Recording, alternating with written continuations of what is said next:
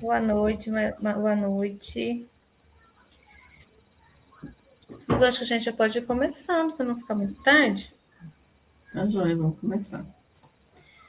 Só um minutinho aqui, vou compartilhar. Eu coloco aqui para você. Você vai colocar? Não, coloca que eu coloco no palco. Ah, tá.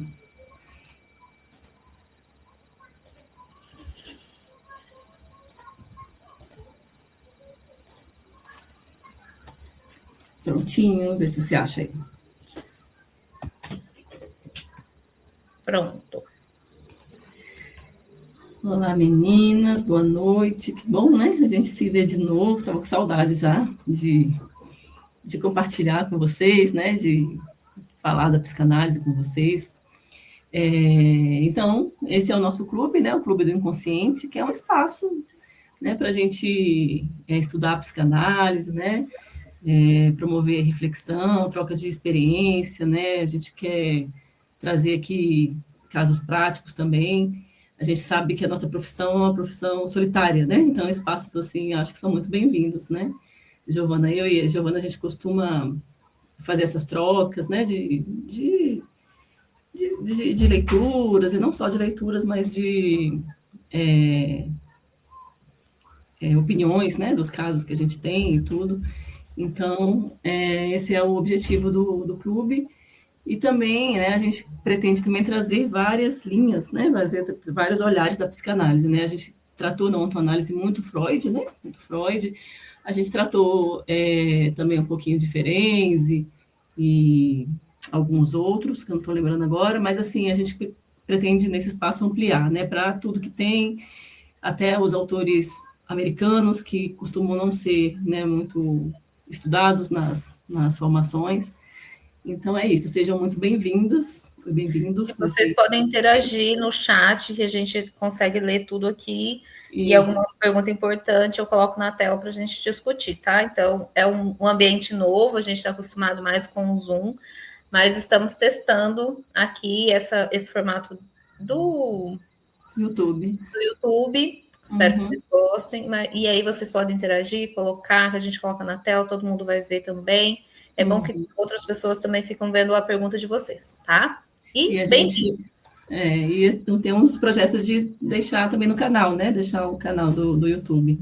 De repente a gente tira algumas partes das aulas, né? Para botar no YouTube. A gente vai passar para vocês no nosso YouTube, a gente vai começar a produzir lá.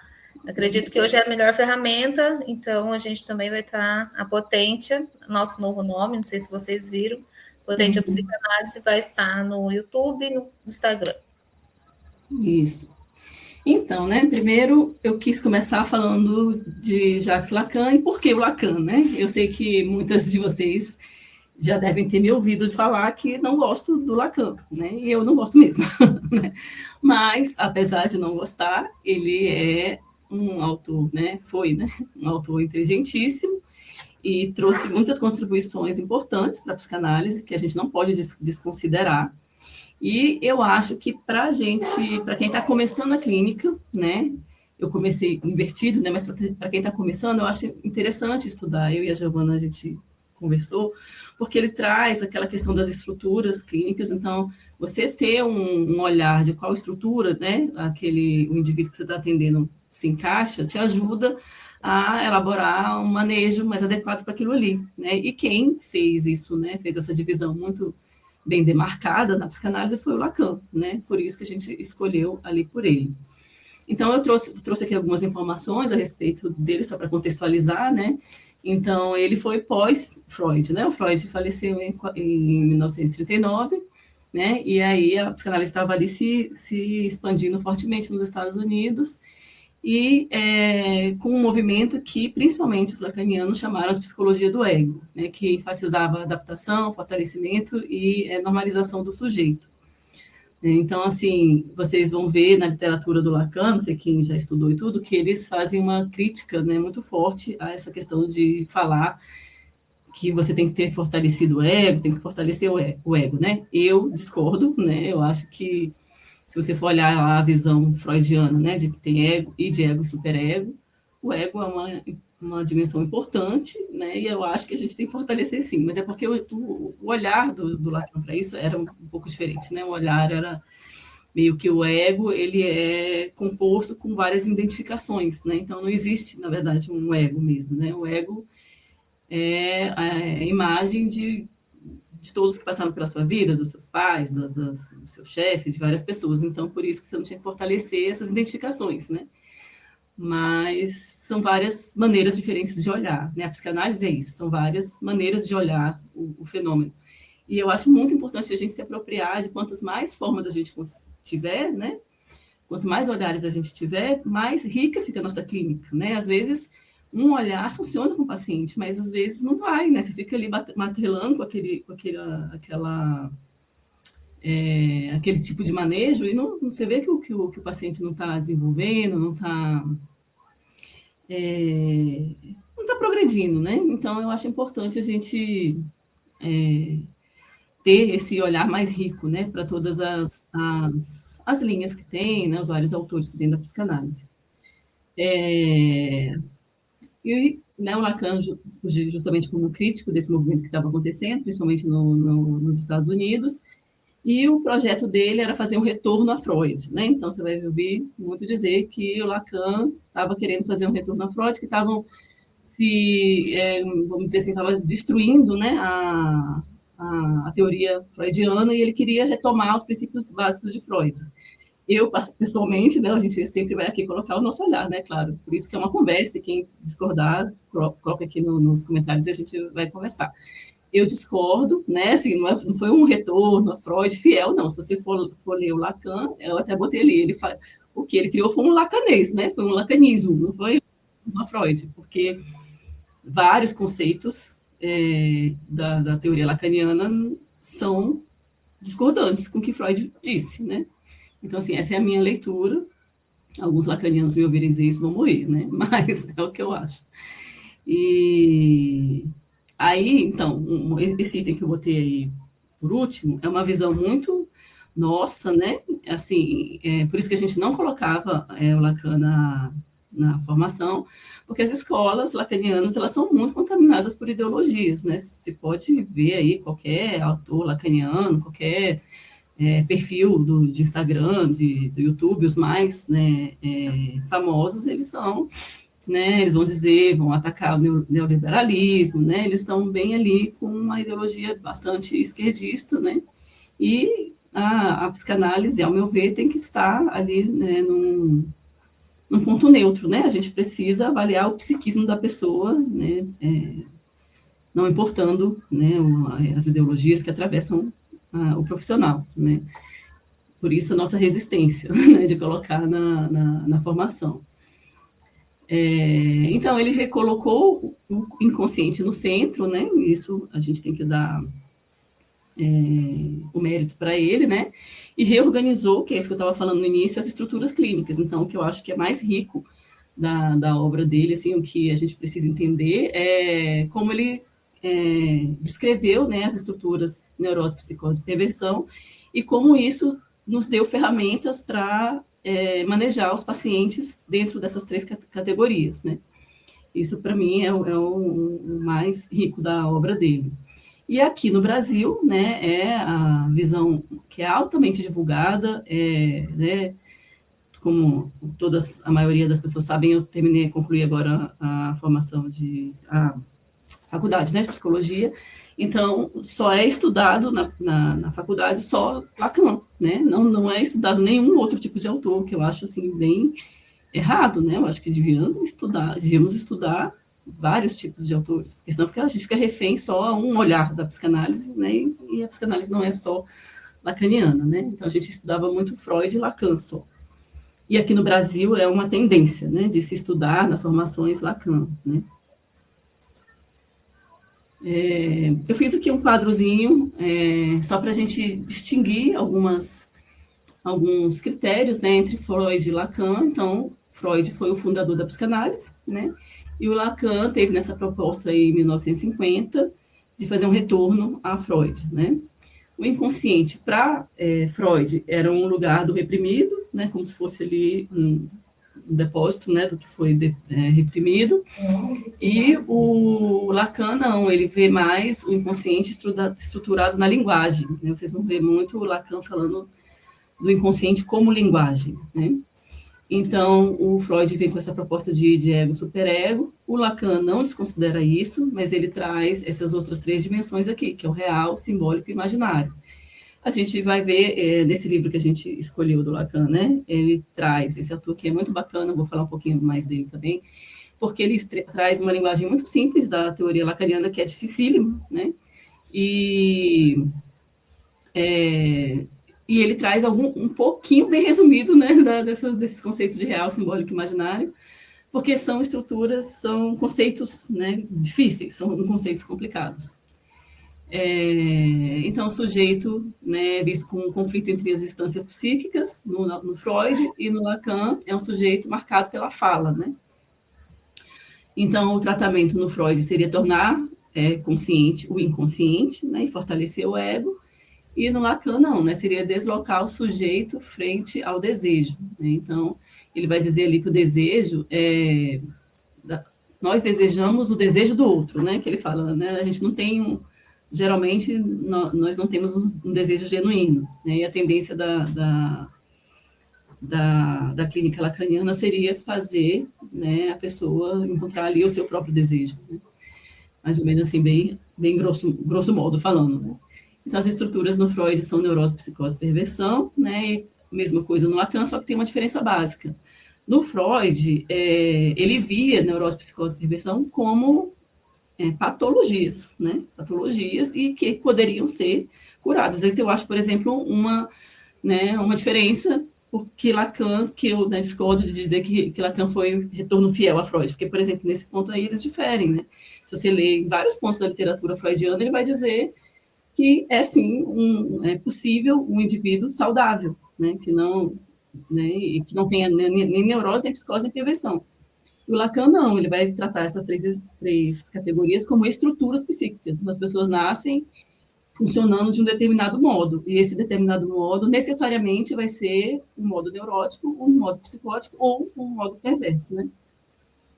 E a ênfase de Freud aqui, né, foi na pulsão, né, nas pulsões, no complexo de Édipo, e já o Lacan, como eu disse antes, né, tinha essa tendência de mais estruturar o inconsciente como linguagem e colocar o desejo ali como o mais importante, principalmente para manejo, né, da clínica. Então, o livro que a gente vai ler é a Introdução Clínica à Psicanálise Lacaniana, de Bruce Fink, não sei se dá para vocês verem aí, né, esse rostinho aqui. Me ajudou muito, gente, na clínica, né? Então, por isso que eu acho assim, porque ele é muito prático, né? Uma das obras mais importantes para quem deseja compreender a teoria do Lacan a partir da prática, né? Por isso que a gente escolheu, né? Porque, né, claro que todos são bem-vindos, mas como a gente sabe que uma boa parte de vocês já passaram pela formação, né, da psicanálise, e hoje o que importa, né? Já leram muito, fizeram muitos estudos e tudo durante a formação, então a gente quer agora, né, como é que eu faço para botar tudo isso na prática, né? E isso é um destaque do livro do Bruce Fink. Então, diferentemente desses textos excessivamente teóricos, o Fink escreve com foco no consultório, ele mostra como a teoria lacaniana se traduz no manejo clínico real. Então, apesar de ser um livro sobre Lacan, não é uma leitura de Lacan, até porque e aí eu nem me sinto capaz, né, de ler aqui os escritos, né, de ler os seminários, é muito difícil mesmo, né. Então, a gente recorreu ao Bruce Fink, que ele é um estudioso de Lacan, e ele traz as coisas mastigadinhas para a gente, né. E também não é essa nossa intenção, né, de ficar aqui, né, elaborando conceitos mega complexos. Então, o livro é dividido em 3 partes, né. O primeiro é desejo e técnica psicanalítica, né? Deixa eu ver aqui. Então, ele fala de desejo na análise, de como engajar o paciente no processo terapêutico, da relação analítica, interpretação, né? Como é que faz para abrir espaço desse desejo, que eu falei para vocês, e a dialética do desejo. A parte 2, que é a parte que eu considero assim, a mais importante, que foi o que contribuiu bastante para mim, né? Que é essa parte aí do diagnóstico e posição do analista, né? ele vai falar das 3 estruturas. Ele começa falando da abordagem lacaniana no diagnóstico, né, qual é esse diferencial de fazer um diagnóstico a partir do olhar de Lacan, e ele vai falar, essa parte é muito bacana, que ele vai falar detalhadamente sobre as 3 estruturas. Ele vai começar com a psicose, depois ele vai falar sobre a neurose, na neurose ele fala da neurose obsessiva, fala da histeria, se eu não me engano ele fala da fobia e perversão, né? E ele traz casos práticos, é isso que eu achei muito, muito rico nesse livro, né?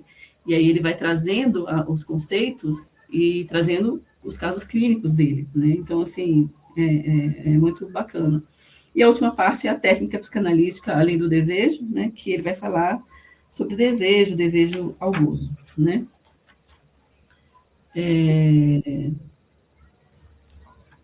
Então, o que eu achei, por que a gente escolheu, né, o livro, né, e o do Bruce Fink. Meninas, falem aí com a gente só para aqui vocês estão ouvindo, se está tudo bem, estão entendendo, né? Vamos Eu falando. estou ouvindo, sim, está tudo certo. Tá bom. Então, é porque o Fink, né, ele torna Lacan acessível, né? Então, assim, né, tipo, descortina, né, aquele falatório lacanês muito difícil, então ele traz com uma linguagem muito fácil. Ele traduz os conceitos complexos na clínica concreta mesmo, e mostra o raciocínio do analista, né, como foi construído o raciocínio dele na hora do manejo, evita aquele misticismo teórico, né, e dá segurança para quem está começando na clínica. Então, né, nada melhor do que a gente começar por ele. Então, eu vou começar falando do prefácio um pouquinho, né? Então, ele diz que ele resolveu escrever esse livro porque não tinha uma literatura sobre a prática lacaniana. As literaturas são muito voltadas para entender conceitos muito complexos de Lacan, né? E ele trabalhou, né, na formação de novos terapeutas na Universidade do Kessin, né? E na supervisão de clínicos já no exercício da profissão. Então, muitos dos casos que ele traz são casos concretos em que, quando ele supervisionava ali, né, na universidade, e quando ele ministrava ali a formação de psicanálise. Então, ele também tem o objetivo de discutir esses aspectos cotidianos da experiência dos praticantes, né, usar o máximo possível exemplos práticos. Então, o que é bacana, né, do Fink é que ele não pressupõe conhecimento prévio da obra lacaniana. Então, se você nunca leu Freud, você consegue ler esse livro, ou Freud não, desculpa, Lacan, você consegue ler esse livro e ainda assim entender, né, entender os conceitos, né, o manejo, como é que é, e ele faz uma sugestão de leitura. Então, lá sempre assim, tem o final do livro é uma parte enorme de, como é que fala? Aqueles detalhamentos que ficam ali no final, né? Esqueci a palavra, mas ele indica ali, se você quiser aprofundar aquele tema, qual é o livro do Lacan que você tem que ler, qual é o seminário, qual é, né, a parte até a página, ele fala bem lá bonitinho. Então, é isso, né? Ele não explora conceitos complexos, como eu já falei. Então, ele tem esse objetivo de popularizar a obra lacaniana, né? Então, e aí ele fala lá no prefácio, né? Ele diz que por isso ele está passível a críticas, provavelmente haverá críticas intensas, né? Contra ele por causa disso, ele prevê aí. Mas que o que ele quer é um ponto de encontro, né? Entre a teoria lacaniana e a prática.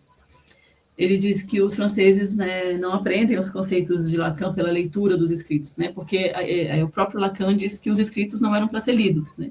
Ele tem uma maneira muito difícil de falar, como se fossem códigos, né, então, assim, ele diz que não eram para ser lidos, né, mas que tem que ser aprendidos em contextos, está escrito, tá errado aqui, né, contextos acadêmicos e clínicos, na prática mesmo.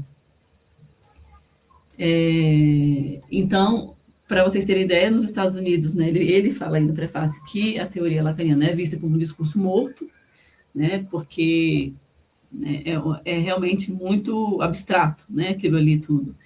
E que para que ele ganhasse vida, ele precisa ser introduzido na abordagem clínica mesmo, na análise, na supervisão e no trabalho clínico, né, que é o que a gente sempre traz aqui, né, que completa a experiência subjetiva da análise é isso, não adianta ficar só estudando, né, ali a teoria, você tem que se submeter à análise e tem que praticar, né.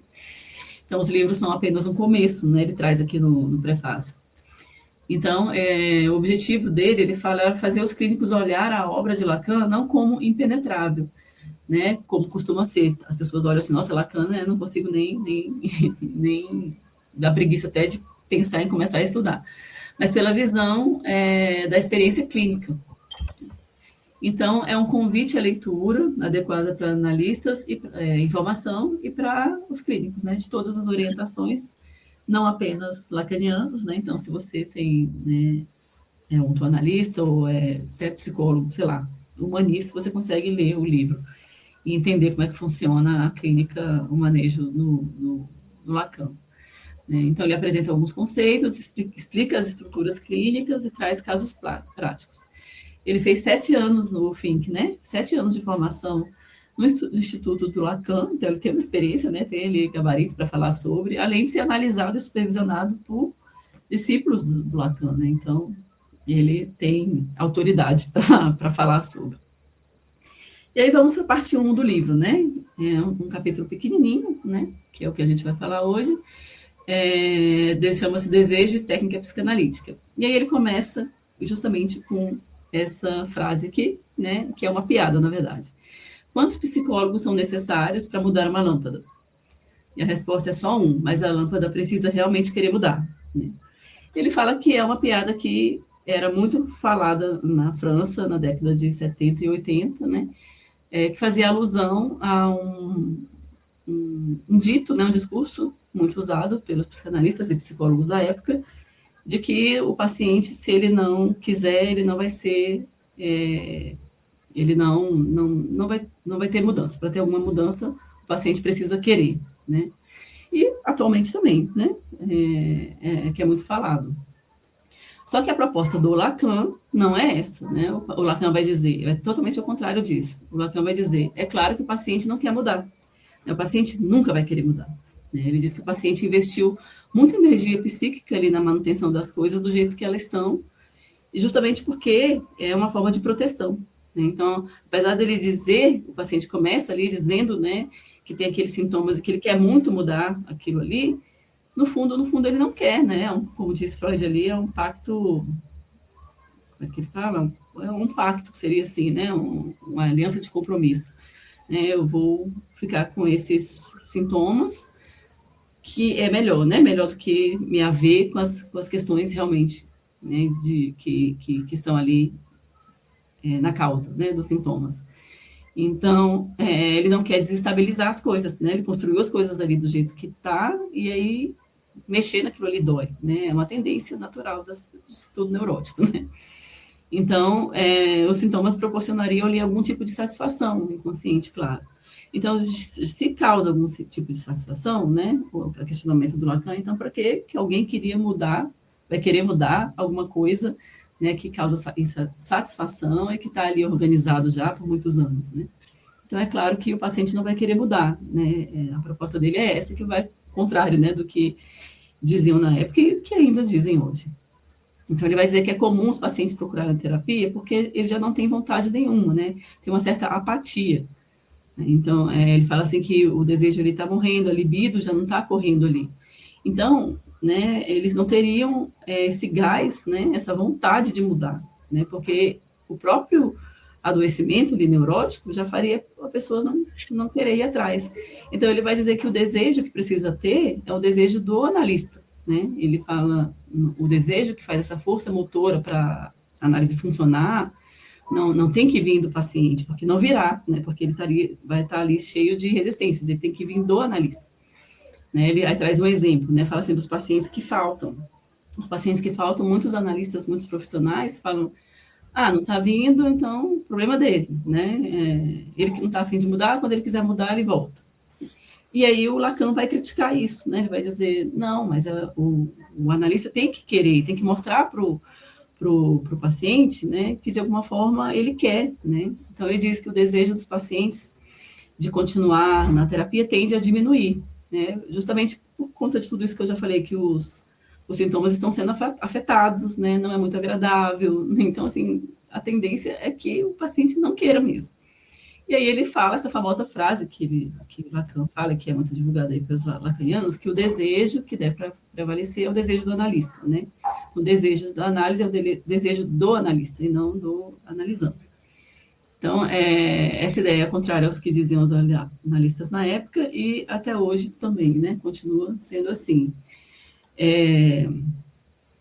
Eu e a Giovana já conversamos até sobre isso, né? Algumas vezes. A gente acho que assim, né, nem 8 nem 80, né? Eu acho que não dá para a gente desconsiderar que algum desejo tem que ter no paciente também, né? Mas Mais frente ali, ele vai trazer exatamente isso. Eu achei um pouco contraditório até, porque ele fala que o paciente chega na terapia quando ele acabou tendo um problema com o sintoma, né? Então ele tem a crise do gozo. Eu trouxe nos próximos slides. Eu Então, já acabei aqui, pode colocar os seus. Então, de alguma forma, o paciente, minimamente, ele vai querer mudar algo. Não necessariamente o sintoma, não necessariamente a vida. Mas precisa, né? A gente chegou a conversar sobre isso, mas, na minha visão, precisa ter, pelo menos, uma pequena força motriz para que ele entre em análise, para que ele chegue ali. Ele até falou que quando o próprio paciente não tem uma crise do gozo, que eu vou explicar para vocês, a família, o cônjuge, ou alguma coisa, né? O trabalho, alguma coisa aconteceu. Então, outras pessoas tiveram essa crise do gozo para que essa paciente chegue em análise. Então, teve alguma coisa, teve algo que desestruturou o que estava funcionando até então, e esse paciente falou: nossa, agora eu preciso mudar. E é aí que eu entro, né? Que eu entro falando que precisa ter algo nesse paciente para não ficar só o desejo. E aí que eu vi aqui o desejo, né, de acordo com o livro, de acordo com o Lacan. O desejo do analista é o desejo que o outro fale, que o outro associe, que o outro tenha os insights. Isso é claro para mim que vai ter, né? E precisamos diferenciar o desejo de você comandar a vida do outro. E aí eu vou entrar aqui, vou trazer os slides. E dessa forma de separar, né, desejo pessoal e desejo do analista como uma estrutura, né? Você vai ser uma estrutura ali, não vai ser um objeto, o outro que eles falam, né? O outro que deseja a mudança, mas alguém que vai sustentar esse lugar e vai manter essa pessoa. O desejo do analista é o que você queira que ele fale, que ele entenda o próprio sintoma, que ele observe as fantasias, como que ele se moldou. Isso é um desejo que tem que ter, que eu acho válido, né? Que a análise continue, né? Que a análise aconteça, né? Mas é porque do jeito que realmente que ele põe no livro, parece que, né, o desejo do paciente não importa muito, né? Então a gente tem essa crítica, assim, não é bem assim, né? Tem que, em alguma medida, também ter. Né? Tem que ter. Que daí, pelo que eu, né, consegui, aí a gente vai discutir aqui, essa é a intenção, pessoal. Que tem, sabe? Que tem que ter mesmo um desejo mínimo do outro. Por que agora eu não estou conseguindo achar? Apresentar, eu acho, né? Aqui. Deixa eu só colocar aqui, tá? Janela. Janelas. Apresentar janelas.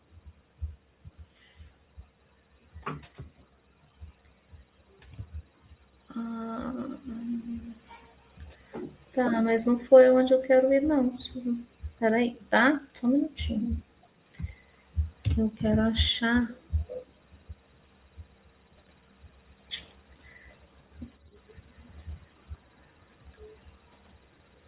Eu vou ter que baixar o meu. Você quer que eu coloque aqui? Para você? Então coloca. Mas aí você vai passando para mim? Vou. Uhum. Mas eu não consegui ler o seu. Peraí, que eu vou baixar aqui. Eu não consegui ler muito bem. Só um minutinho eu baixo aqui. E aí eu coloco em PDF. Vamos ver se vai. Aí, ó, porque não tá indo. Como eu tô apresento aqui.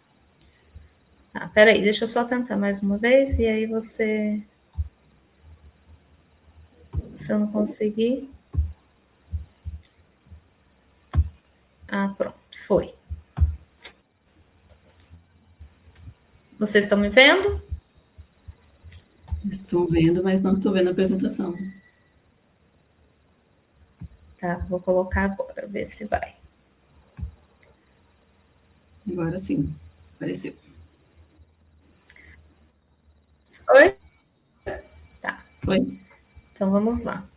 Então eu vou começar a falar, né, do desejo do analista, o desejo de não saber, que a Susan introduziu, e essa crise do gozo. Então vão ser 3 partes aí que eu vou trazer, né? Então coloquei o capítulo aqui. Então, um trecho que eu frisei aqui, que é o que não é o desejo do analista. Então, o desejo do analista não se refere aos sentimentos contraferenciais.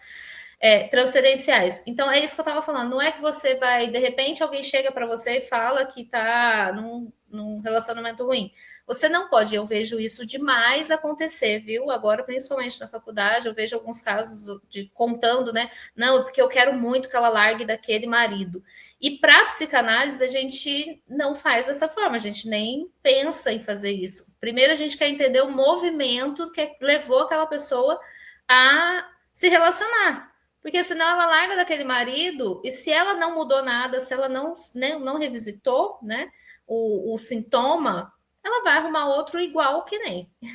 Então, aqui, não se refere aos sentimentos transferenciais do profissional, mas a um desejo purificado que ele traz, né? Próprio da função analítica. Não é o desejo de o paciente melhore, seja feliz ou compreenda algo específico. Então, primeiro a gente vai tirar esse mal entendido, né? Então, o desejo, que eu já frisei, não precisa ser que ele melhore, que ele entre na faculdade, que ele, né, tenha ou não tenha filho. Eu vejo muitas pessoas até viram um debate de Instagram. Não, porque você tem que ter filho, porque você vai se arrepender. No consultório não é lugar para isso. Você não vai dar pronto para a pessoa. Então, quando ele fala que o desejo é de manter a análise, que esse paciente se olhe de verdade, sabe? Então, ele não aponta, você não vai ficar aconselhando, você não vai falar, olha, isso aqui é um prato, né, pronto para você ser feliz, até porque a gente não tem, né, esse molde. Eu vou viver de uma forma, aquela outra pessoa que está ali na sua frente vai viver de uma forma completamente diferente. E é bom que seja assim, né, para a gente ter outras formas de vida. Então, o analista, o desejo é sustenta, né? Então, ele trouxe ali. Então, um exemplo que eu coloquei aqui é isso. O paciente chega, eu sei que preciso terminar o relacionamento, mas não consigo. Se o analista, se a gente aqui do outro lado fala, nossa, pronto, ela tá sofrendo, tadinha dela, e aí a gente entra nesse flow mental de ela precisa sair disso. Tá vendo que é um desejo próprio humano, né? Como se você estivesse conversando com uma amiga. Eu quero que ela enxergue que ele é um crápula. Eu vejo muito, né, as pessoas falando isso para amigas. Eu preciso ajudá-la a ter força para sair disso. Então, a partir daí, ela está respondendo a você, ao analista, e não mais ao próprio inconsciente dela. Você não está dando ferramentas para ela entender o porquê que ela não consegue. Através da técnica, né, que a gente vai fazendo perguntas, a gente vai percebendo as contradições, é isso que a gente faz. A própria pessoa precisa entender o que está acontecendo que ela não consegue. Porque é fácil, se a gente for ver, né? Se você não tem nenhum sintoma entrelaçado a uma relação, é fácil você falar, não, vou ficar aqui. Eu estou sofrendo, não quero sofrer, né? Então vou sair.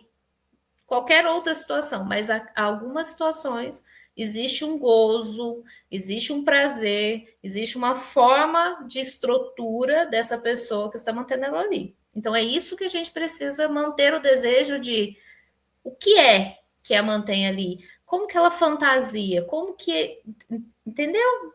Veja se vocês conseguiram entender essas, vou entrar aqui para ver, essas diferenças. Boa noite, gente. Que bom que vocês estão vindo. Estou aqui. Então, o que acontece se você entrar nesse desejo pessoal de, não, eu quero que ela eleve a autoestima, eu quero que ela faça. O neurótico, ele é ávido, muito ávido, em interpretar o que esperam dele. É aí que ele entra. Então, quando, por exemplo, essas questões de relacionamentos, às vezes ela percebe que o outro precisa que ela haja de tal forma, sendo a vítima, sendo a sofredora, sendo assim, ela vai interpretar esse papel. Então, no consultório também vai acontecer. Então, se ele percebe que você está torcendo para ela sair da relação, está torcendo para ela fazer alguma coisa, ela vai começar a te agradar. Ela vai fingir ali que está super decidida, mas saiu da sessão, ela chora. Então a terapia para ela começa a virar até uma coisa angustiante, porque, poxa, ela espera que eu saia dessa relação. Como que eu volto semana que vem falando que eu ainda estou aqui? Tá vendo que existe também essas nuances? Então então ela começa a te xingar, falar, tá vendo, você não sabe de nada, você tá me forçando. Então, abandonar a análise, que esse é um clássico. Não, a análise está me fazendo mais sofrer do que o meu próprio sintoma, então ela sai. Em todos esses casos, né, a análise virou a resposta ao desejo pessoal do analista e não mais de fato, algo que vai mudar a visão, né, uma estrutura clínica ali de analisando com o analista. Então, o ponto de atenção que a gente tem que ter esse cuidado em entender esse desejo que o livro traz aqui, que não é um desejo de você estruturar, remodular a vida do seu analisando, mas de manter ele falando, né, trazendo para você as fantasias que ele tem, a forma que ele fantasia, querendo fazer a análise, que ele participe da análise, mostrando ali. Não é para você ficar apático. Você vai poder fazer intervenções, mas cuidado para você ver se não é seu, né, ou de fato a clínica. Se o analista deseja algo concreto do paciente, ele vira o outro que sabe o que é melhor para esse analisando. E a gente precisa entender o que vai ser ele mesmo, o próprio analisando, vai decidir o que é melhor para ele. E o neurótico vive tentando responder ao desejo do outro, é o que a gente acabou de trazer, né? Ele vai ali se moldar e não vai mudar. O desejo como função estrutural. Então, o desejo do analista é um desejo que se concentra na análise e tão somente nela. Não é pessoal e não indica ao paciente, esse é o trecho ali da página 17, o que deve fazer. Então, o que é esse desejo estrutural? Estrutural significa que ele não pertence à minha personalidade, à nossa personalidade. Não é algo que eu vejo, que eu gosto mais. Nossa, porque eu faria dessa forma. Então, isso é clássico que define se você está conversando com as suas amigas ou se você está conversando com a analista. Se ela vira para você e fala, não, porque se fosse eu já tinha feito. O analista jamais pode fazer isso, porque ele tem que entender que realmente ele não é o outro e o outro tem as suas demandas, que você colocar a sua vida pessoal na dele não vai funcionar. Até porque tem crenças, tem a própria estrutura sua pode ser diferente da dele. Então, ele pertence à posição que eu ocupo na análise, né? Eu não desejo um destino para o paciente, eu não desejo algo do inconsciente dele apareça. Você tem que fazer, de fato, a atenção flutuante ali, né? E associação livre. O que ele falou, por que ele falou, a hora que ele falou, isso tudo fica pairando no set analítico. Eu sustento um lugar onde ele possa falar. Você tem que ter o desejo que ele fale. Esse é um desejo clínico. Sem que eu busque dar um sentido próprio à fala dele. Deixe que ele fale, né? Peça para explicar, ele mesmo explicar.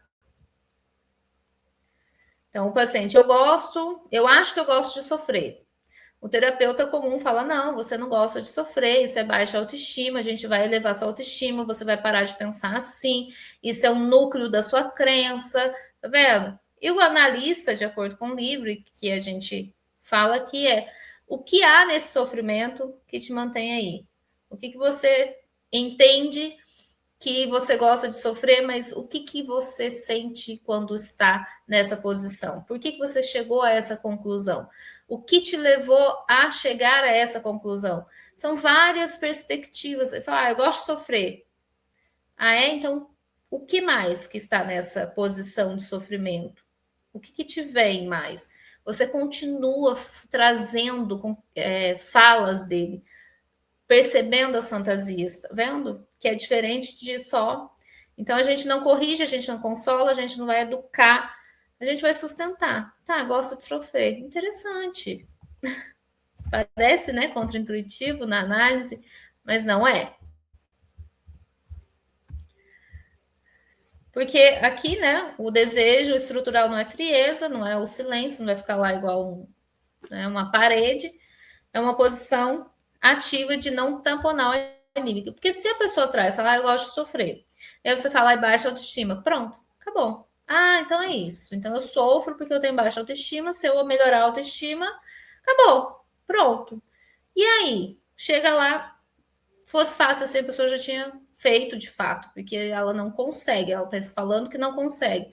O que está baixando? Se é só a autoestima, o que vai elevar essa autoestima? Às vezes ela já tem ali o que o pessoal chama de autoestima, né? Já tem um corpo padrão, vamos colocar assim, tem uma vida financeira estável e tá lá com uma depressão, tá lá ruim, ai, porque o que está segurando ela nesse sofrimento? Tá vendo que existem outras nuances do que só. E aqui a gente entra no segundo tópico, no segundo momento do livro, que ele fala que o sujeito não quer saber. De fato, a gente nunca quer saber o que está causando o nosso sintoma. É vergonhoso, às vezes traz dor, às vezes a gente, né, não quer enxergar porque vai ter que mudar. Então, eu já tive algumas pacientes que falaram, não, eu já sei, eu já enxerguei, eu já percebi o porquê desse sintoma, eu já percebi, mas eu não quero mudar. Ela já percebeu, sabe? E dói. Então, prefiro não saber, e eu acho que é daqui que sai o ditado, né? Ignorância é uma benção. Porque, de fato, depois que você escancarou, que você viu, você vai precisar agir. Porque também não agir causa dor, porque agora você sabe. Antes você não sabia e você tinha um sintoma. Agora você sabe o porquê daquilo. Então, nos convoca a agir. Os pacientes não chegam à terapia com um desejo autêntico de mudar ou de conhecer a si mesmos. Existe um desejo mais profundo de não saber. A posição básica, estou analisando, é uma recusa ao conhecimento. Isso o livro traz. Então, é duro, né? Mas é fundamental. O paciente diz que quer mudar, mas ele não vai querer mudar. E aqui ele não vai querer mudar o núcleo do sintoma, porque isso vai precisar de uma análise para ele chegar. Mas ele vai querer, inicialmente, mudar algo que está sofrendo, que está doendo, que é o que vai entrar agora na crise do gozo. Então, quando a análise começa a tocar no núcleo ali, do sintoma, que convoca ele, não mais o mundo a mudar, porque às vezes assim, né, meu marido precisa mudar, meu filho precisa mudar, minha mãe precisa mudar, todo mundo precisa mudar, mas a pessoa se mantém ali firme naquela posição e ela nunca faz nada para mudar. E quando a gente chega no núcleo, chega nessa estrutura que mostra que existe algo nela, igual do sofrimento, ela gosta realmente, ela tem um gozo no sofrimento. Não cair nessa demanda, tá, gente? Ele tá sofrendo, então não tá gostando. Existe muitas pessoas que têm essa demanda de realmente gozar demais no sofrimento, goza não conseguir as coisas, tem ali o gozo secundário que a gente fala em algum momento, que é outra forma aí que Freud traz. Então, quando chega muito próximo desse núcleo do sintoma que vai mostrar o que está acontecendo, geralmente ele começa a faltar, geralmente cria desculpa, geralmente. Deixa eu tirar aqui. Geralmente ele começa a racionalizar demais, assim, não, porque eu faço isso, porque aquilo traz só mesmo na parte intelectual, e não mais as emoções, os sentimentos, o porquê, sabe? Então, ele vai, de alguma forma, resistir ao saber. E aí não é falha na análise, é no paciente, né? Então, assim, o paciente começa a perceber por que ele repete um abandono. Ele entra num relacionamento, é abandonado, entra num relacionamento, é abandonado. Então, ele começa a esquecer, nossa, esqueci da sessão. diz que está ocupada, que tem que remarcar. Já aconteceu tudo isso comigo. Diz que agora está melhor, que do nada melhorou 100%. Então, a gente vê que a gente chegou, né? A gente não pode levar isso também para o pessoal. Se você não cuidar, você vai falar, nossa, eu fiz sempre alguma coisa de errado. Então, por isso que essa fala do Lacan, às vezes, tem muitas pessoas que criticam e também, assim, meio que com muita ferocidade naquilo, e eu vejo que geralmente tem, de fato, esse desejo pessoal. E aí entra aqui. Não personalizar a resistência. A resistência é contra a própria pessoa, contra o próprio sintoma dela, contra o saber o que está ali. Ela está protegendo a forma que ela montou a vida dela. Então, não é que você, de fato, fez alguma coisa errada. Muitas das vezes, você chegou num ponto crucial. Tem que cuidar para não avançar demais e nem recuar demais. Isso é feeling, né? Então, assim, é contra o saber mesmo. Então, o paciente começa a faltar, desvia do assunto. A primeira tendência do analista é, né, falar, não, está resistindo, é alguma coisa que eu fiz, não, agora saiu mesmo, ou então abandonar, igual a Susan falou, não quer saber, problema dele. Então, aqui a gente também tem que cuidar para a gente continuar com esse desejo que ele venha em análise, continuar com esse desejo do paciente querer falar ainda, tá? Mas ele não está resistindo a você, de fato. Então, o sujeito neurótico tem uma defesa contra o próprio inconsciente. Ele quer melhorar, mas não quer perder o sintoma. Ele quer saber, mas não saber demais, não saber o que está causando aquele sintoma. Ele quer tamponar, ele quer só, tá. Ou então ele chega na conclusão falando, tá, mas e aí, como é que eu saio disso? Ele não quer entender ali, né? Quando a análise toca desse núcleo, né, a resistência vai aparecer. Mas geralmente, falo geralmente, mas pode ser sim um erro do analista, a gente tem que olhar para isso também. Que você errou, às vezes você acertou demais, chegou muito próximo ali, né? E aí Lacan traz, né? Lacan afirma que a única resistência na análise é do analista, pois a resistência do paciente pode ser superada se o analista estiver disposto a intervir. É isso que as pessoas, eu acho que fica só com a primeira frase, né? Afirma que a única resistência na análise é do analista.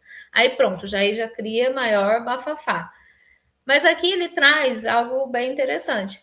O seu paciente, o nosso paciente, sempre vai resistir. Isso é claro, isso a gente já sabe de cor salteado. E aí a pergunta é: o que o analista vai fazer a respeito dessa resistência? Como que ele vai perceber que é uma resistência? Porque não é só, tá faltando, tá resistindo. Calma, analisa também. Aonde que eu, né, posso melhorar em relação a fazer com essa resistência, porque vai existir. E pode ser de várias formas: chegar atrasado, sair mais cedo, racionalizar, né? Falar, não, é porque você não está entendendo, né? Fala assim, é que você não está entendendo. Então, o que você, como analista, vai fazer em relação a essa resistência? Isso é bacana de se pensar. Você identificou a resistência e fala, tá, e qual vai ser o meu manejo clínico dessa resistência? Então, se a análise começou a resistir demais, aí aqui ele traz alguns pontos que podem estar acontecendo com o analista. Se suavizou demais, se ficou explicando demais, né? Daí aumentou ainda mais a resistência. Se consolou, né? Às vezes pode acontecer. Se ficou lá aconselhando o que tem que fazer, o que não tem que fazer, o que está de errado. Então, também o analista pode estar resistindo. E por que o analista resiste, né? Porque não quer perder o paciente, porque se afeiçoou ao paciente. Então, tem até um pedaço aqui que Lacan, esse livro traz duas posturas, né? Que uma, ou o paciente tem, o analista cria uma antipatia transfere uma antipatia ali com o analisando, e aí meio que, sabe, quer fazer, faz, não quer, que chatice, fica sempre na mesma, e pode acontecer, tá, pessoal? Então, que saco, essa antipatia você não tem que nutrir, você tem que entender, eu estou hesitando, eu estou resistindo a essa análise. O que está acontecendo? Por que eu estou resistindo a essa análise e o que eu vou fazer com a resistência do analisando e a minha resistência? Tá vendo que muda? Esse eu achei bem bacana.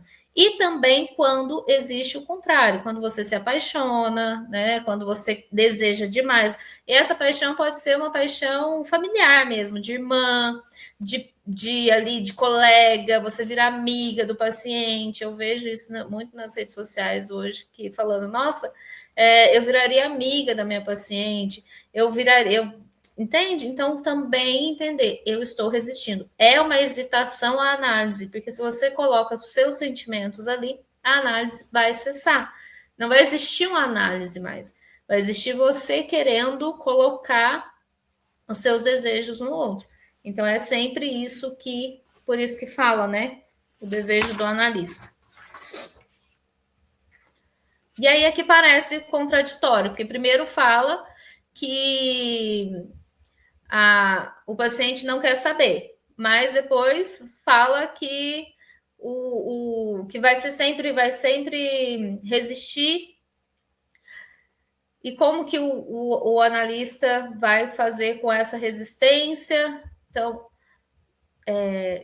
primeiro ele falou que não é com você quando o paciente está resistindo, e agora está falando que a resistência é sempre do analista. Então, está lá naquela diferença que eu falei. A resistência do paciente, ela é estrutural, ela sempre vai existir em qualquer análise. Mas a resistência aqui, que vai impedir, de fato, é do analista. Por quê? Se você colocar lá, der uma fórmula pronta, a análise vai encerrar. Mas se você continuar, né, com esse desejo que ele fale, que ele traga para a análise, que ele frequente a análise, que você mantenha os seus desejos pessoais em relação a ele, a análise vai continuar. Então, porque o paciente vai resistir, né? A questão é o que o analista vai fazer com essa resistência. Se você der um caminho pronto, a análise deixou de existir, tá? Ela precisa ter o que seguir. Não é contraditório.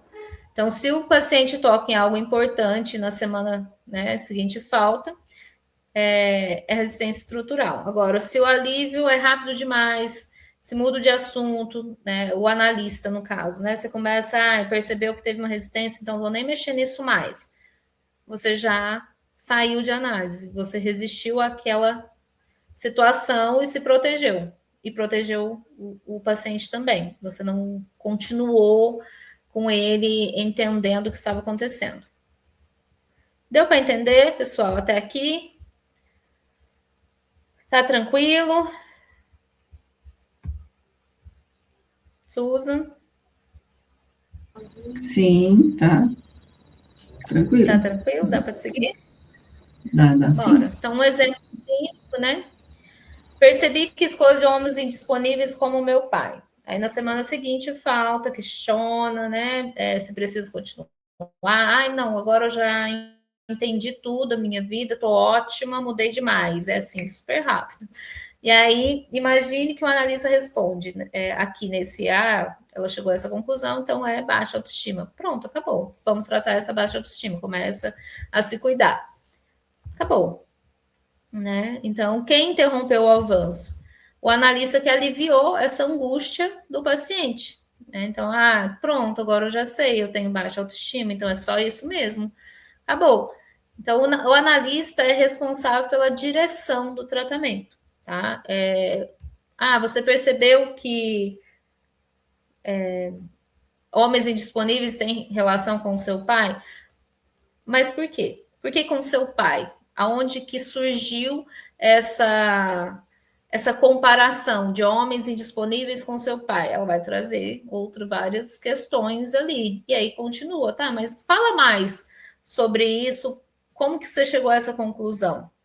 Né? Vamos continuar elaborando, até porque pode ser baixa autoestima, sim, né? Se ela chega a essa conclusão, porque leu alguma coisa, hoje tem muita coisa na internet, então eles já chegam assim,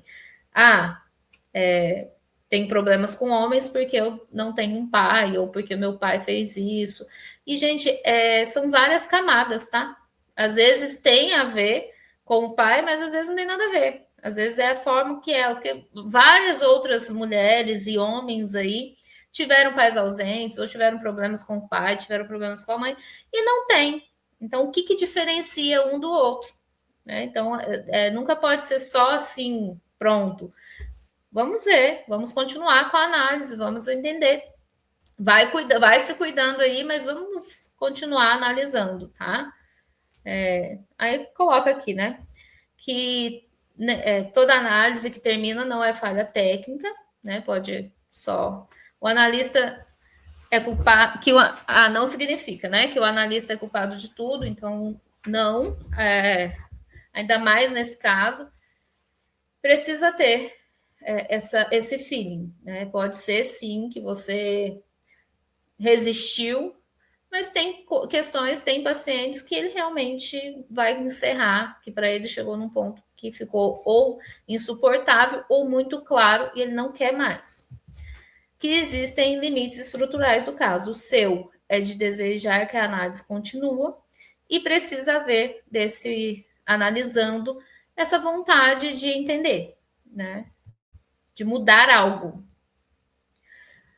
As resistências, você ter muito medo, às vezes está apertado de grana, está contando com aquele dinheiro e fala, não quero perder, então já não é mais um desejo de análise, mas um desejo pessoal seu de si, né, de sobreviver. Tá vendo que é diferente? Então você pode ter medo de frustrar o outro e medo de se frustrar.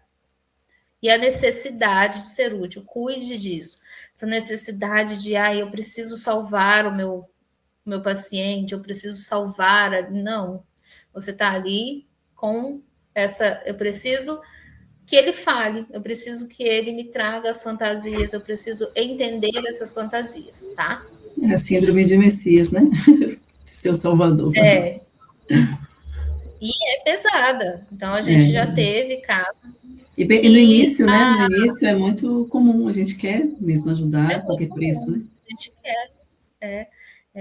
E é perigoso, se a gente for ver, porque daí você entra naquilo de querer fazer, e ver que o paciente não está progredindo na sua visão, muitas das vezes, e fica muito difícil, é cansativo, parece que você está sempre com peso nas costas. Então, cuidado que tem aí alguns psicólogos tendo mais problemas psicológicos do que os pacientes por causa dessa confusão. Então, a crise do gozo, que é o que eu falei, que tem um motivo para ele chegar à análise, tem uma vontade de querer mudar, sim. Né? Pode não querer mudar aquele sintoma, que às vezes o paciente nem tem contato, mas tem alguma coisa que ele precisa olhar e falar, nossa, mudou e eu quero que volte, ou eu mudei, está causando mais problemas, sabe? Então, aqui, o sintoma proporciona satisfação, sempre. Mesmo quando ele é, aos olhos de todo mundo, terrível, horrível, causa só dor. Alguma satisfação ele traz. O momento em que alguém procura terapia pode ser entendido como aquele em que ocorre um colapso na maneira habitual de obter o gozo. Trata-se de uma crise do gozo. Então, o sintoma da gozo é esse prazer que a gente sente, mesmo quando a gente precisa dissociar esse prazer cru, sabe? Esse prazer de, bebi um copo d'água quando eu estava com sede. E aí, que delícia, né? O prazer sexual, cheguei no ápice, é um gozo, não é. É um prazer que entrelaça essa pessoa, que ela tem algo ali, ela está ganhando de alguma forma, mesmo que ela não perceba, mesmo que não seja tão claro assim, né? Falei na água, me deu sede.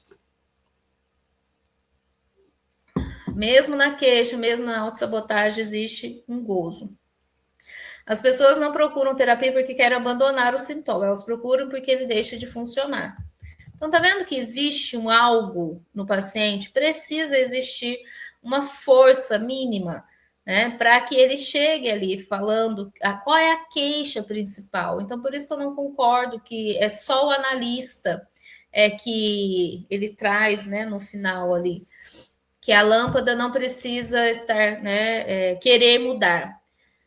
na verdade, um pouquinho tem que querer, né? Precisa ter esse contraponto, tanto o desejo do analista em fazer a análise, mas o desejo do analisando em mudar algo, mesmo que não seja o sintoma, mas mudar algo, para ele entrar em análise, para ele entender.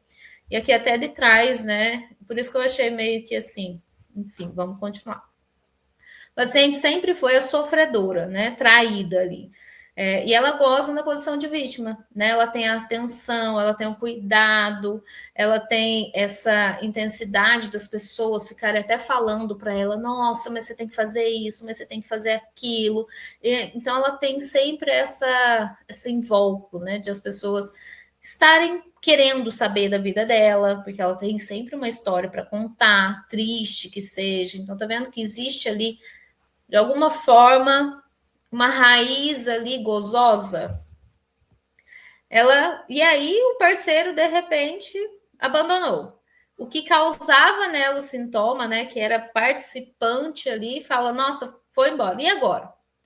Agora ela não está sendo traída mais, então teoricamente era para ela parar de sofrer, mas ela perdeu o palco.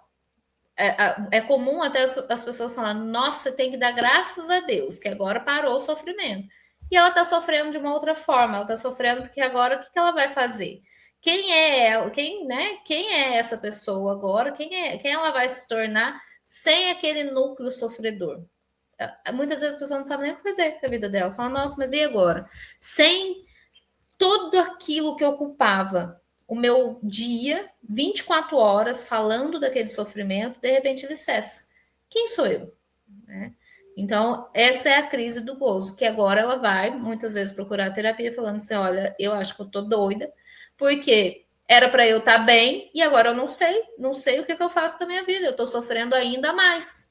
Né? Aqui podia falar que ela vai sofrer porque o cara foi embora, e ela tem dependência emocional, mas isso tudo são racionalizações. Ela vivia falando que detestava aquele marido, que queria que ele fosse embora, mas aquilo era um discurso neurótico que ela se mantinha ali como: ai, como eu sofro. Era uma estrutura. Pensa num teatro, sabe? Um teatro, teatro mesmo, que você está lá encenando coisas, encenando pessoas, encenando papéis. E de repente o seu papel principal deixa de existir. Você vai ficar igual um pau de ais ali. O que eu faço agora? Quem que eu falo? Qual é a minha fala? Entende? Então, ela não quer abandonar o que é padrão, mesmo sofrendo, muitas das vezes. Ela quer que ele volte a funcionar. Então, como que eu faço agora para ensinar esse papel de novo? Então, ela não confundir o sofrimento com a ausência do gozo. Sempre há ali algo que está mantendo aquele discurso, tá? Então, o equívoco do paciente. Na terapia, o terapeuta contorna as demandas do paciente, frustrando-as muitas das vezes e tenta direcionar para algo que ele nunca pediu. Então, aí o paciente chega ali falando: olha, agora eu quero meu marido de volta. Mas o analista vai oferecer o quê? Elaborações. A gente vai falar: tá, vamos. Então, ele vai falar: vamos, conserta a minha vida, dá um jeito, que eu tenho que fazer? E o analista vai oferecer uma nova visão de vida, não é, né? Ali acho que era o equívoco do contrato, do cliente. Aqui ele está falando do contrato, que ele tem a última parte agora. Que chamar o analisando, que ele propõe que seja a melhor forma de você chamar o seu paciente ali, que é errado. Eu acho isso, não sei. Sabe? Se você conseguir manter o seu papel de analista, você vai chamar. É porque o Lacan tem a estrutura, né, de linguagem ali. Então, ele vai trazer todas essas questões. Mas ele fala que não é cliente, porque o contrato, o paciente não sabe nem o que está pedindo. Então, ele pede uma coisa e você oferece outra. Então, não é o adequado você ter esse contrato, porque as partes não estão sabendo o que de fato vai acontecer, né? Então, porque, Gerson, só interrompendo aqui um pouquinho, ele fala assim, né, o cliente, geralmente tem aquela frase, né, o cliente tem sempre razão. E no caso da análise, não, né? Então, por isso que ele, no caso da análise, não também. Não gosta de que use E esse ele termo. fala para não chamar de paciente, né? E e que analisando, que eu procurei usar, é a melhor forma, porque é como se ele coloca aqui, né? Implica que a pessoa em terapia é quem faz o trabalho de analisar e não o analista. Então, ele também vai estar ali, de fato, se empenhando na análise, trazendo ali. Eu acredito que mostrar para esse, analisando, né, para esse paciente, que é, de fato, uma equipe, você e ele vão estar ali juntos, traz esse senso de responsabilidade para ambas as partes. Né? Um vai estar buscando algo de fato, não o que está causando o sintoma, mas está buscando uma melhora, está buscando uma outra visão, está buscando alguma coisa. E o analista vai estar buscando esse desejo de análise. Então, a análise não começa quando alguém quer mudar, né? Aqui está falando, mas eu acredito que começa exatamente nessa crise do gozo. Sem ela, ela começa quando o modo de gozar em colapso. Então, é isso aí. Sem a crise do gozo, sem existir algo, é muito difícil trazer uma análise de fato para funcionar. E o desejo do analista é que sustenta esse momento sem oferecer um remendo, né? Ele vai trazer direção. Então, ele sustenta o vazio necessário para que o sujeito encontre algo do próprio desejo. Ele mesmo vai encontrar uma saída. E é isso, até aqui. Alguém tem perguntas? Vocês conseguiram entender? Tem algo que você gostaria de acrescentar, Susan? Não, muito bom. Acho que a gente conseguiu, né, fazer em uma horinha, né, um capítulo. Nosso objetivo é esse, né, não ficar fazendo aulas também muito extensas, né, porque a gente sabe que todo mundo está cansado já no final do dia. Mas eu achei muito bacana, né? Eu achei muito bacana, né? Como traz assim, né, essas questões mais práticas, que são questões que a gente vê na clínica todo dia, né? Esses exemplos aí. Legal, Gisele, que você gostou. Sim, sim.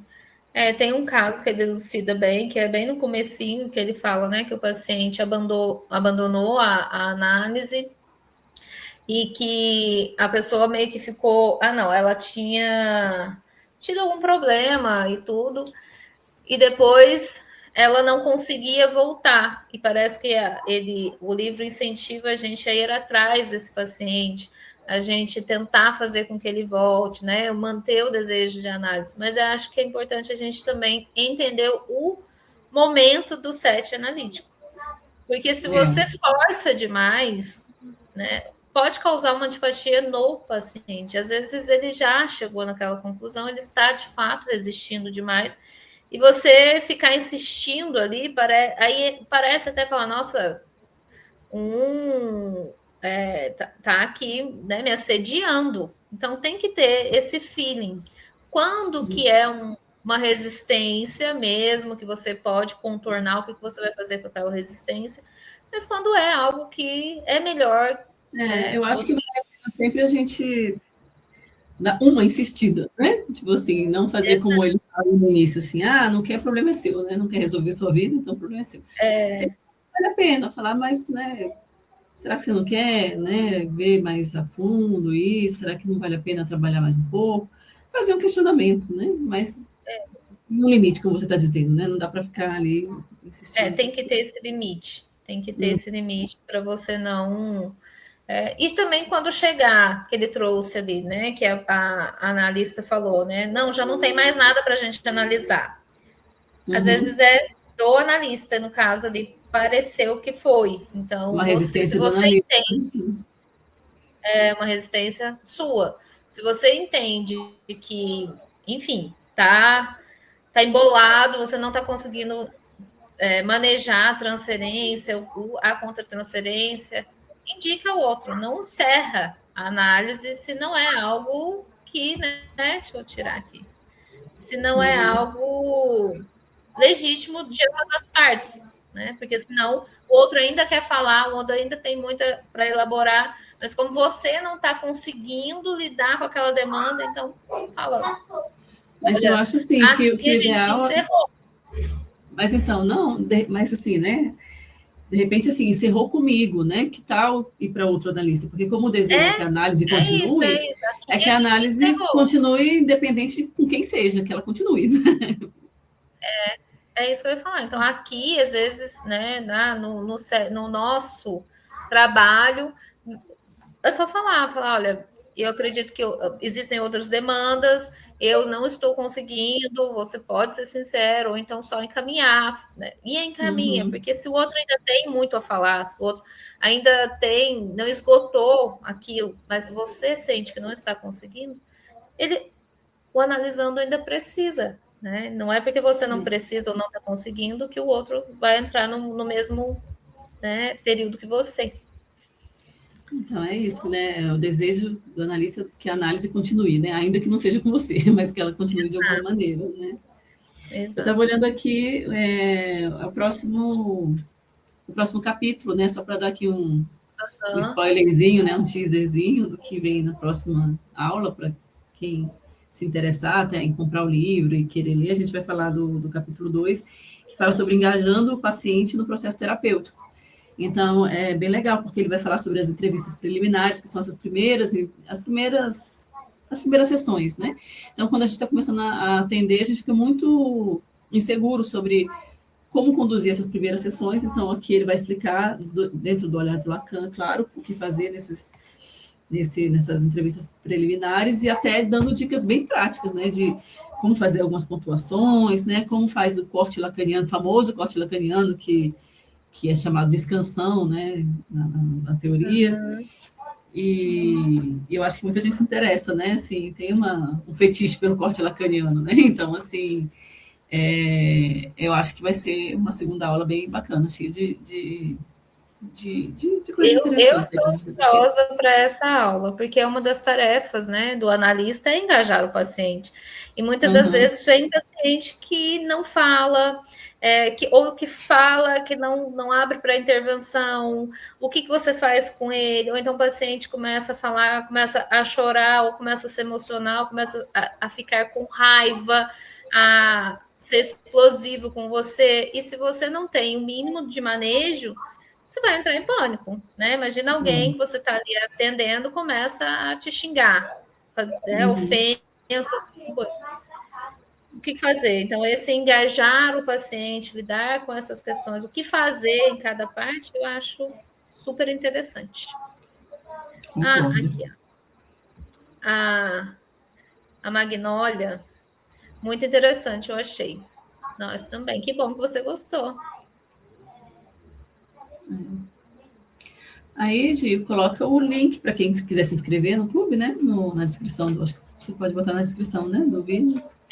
Eu não Uhum. consegui colocar aqui no chat, nos comentários, mas para quem se interessar, a gente vai colocar, né? Sim, Pode vou ser em colocar aqui. formato mensal ou anual. E estaremos aqui toda segunda-feira para bater esse papo aí gostoso. Certinho, já vou tirar esse pedaço aqui. E vou encerrar então. Um beijo, pessoal. Tchau, boa noite Tchau, a tchau, boa todos. noite. Até semana que vem. Até.